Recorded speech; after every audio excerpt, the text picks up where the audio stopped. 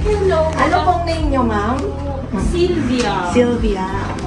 Kumusta naman, ma'am, yung furnish po ni Patrick? About dito. Okay naman siya. Ang ganda nga eh. Then, ma'am, nakaparenta ka naman? Yan. Oo. For long-term rent. Oo.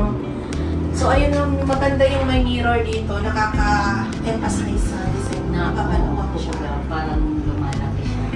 Tsaka yung ano niya, kahit wala siya dito TV, pwede naman open. Correct, ma'am. Saka maganda yung view niyo dito, ma'am. Facing Makati skyline. So, dito yung dining area. Ang ganda. Nagustuhan niyo po pa, ma'am, yung Oo bedroom? nga, masyadong push. Gusto nung asawa, nung bayaw ko na Brito. Sayang, ma'am, hindi niyo tinuhan muna. Yun nga ang sabi namin. Titirahan Sabi niya ng sa- kapatid ko, yung nasa UK, dapat kami muna, Patrick. Kahapon lang tumingin. Ay, sabi niya, Ma'am, may nakuha na po tayong yung friend ko. Okay lang. Okay lang, at least may Pero, income mo po. oo. Pero gusto ko talaga sana muna. Yan. Dapat mag-i-stay kami dito weekend. Ay, meron eh. Okay lang. Okay na yun, ma'am. At least may magre-rent na rin po agad. Kaya, ang cute ng pagka furnish ni Patrick. Ayan, ma'am. Gusto talaga ng kapatid ko. Pag may mga clients din kayo, ma'am, na gusto pang mag-invest, pwede po natin silang tulungan. Then, Yun nga. referral. Sana mapag-iusapan namin na huwag na muna niya ituloy para may parentalan na lang din. Correct, ma'am. Para mag-self-liquidate po yung income.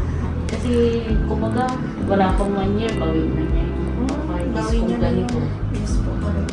Then, pag maganda kasi, ma'am, yung interior ng unit, mabilis maparenta. Yun, ma'am. Pag gagawan pa yan, ma'am. Kaya nga sabi ko kay Patrick kanina, dapat magkita muna tayo dito bago may tumira. Pupunta naman siya.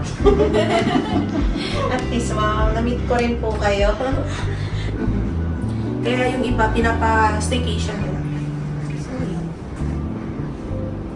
Kaso ang nakakuha, longer. Long term. Okay lang po, okay lang. Kasi pag staycation naman, ma'am, kailangan yung asikasuhin mo eh. Ang ganda naman talaga. Nakutan ako nung So, ayun. Nagustuhan Kasi- ni ma'am yung unit niya dito sa Shortly Residences. Yes. Ayun. Tsaka kasi nakita ko to nung hindi pa napa-finance. Opo, nakita niyo yung difference, ma'am, no, di ba?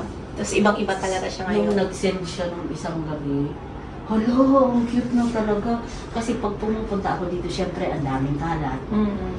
Hindi niya na-appreciate. Ay, hindi ko talaga na-appreciate yung sabi ko, pero okay lang din. Pagka siguro, sabi ko pag natapos, mas maganda na. Nagpapaganda talaga kasi, ma'am, yung decoration. Ang cute, ang cute. Very nice. Gawaan din naman si Patrick. Kasi Don't sabi forget ko, to like, share, and subscribe our YouTube channel. Thanks for watching.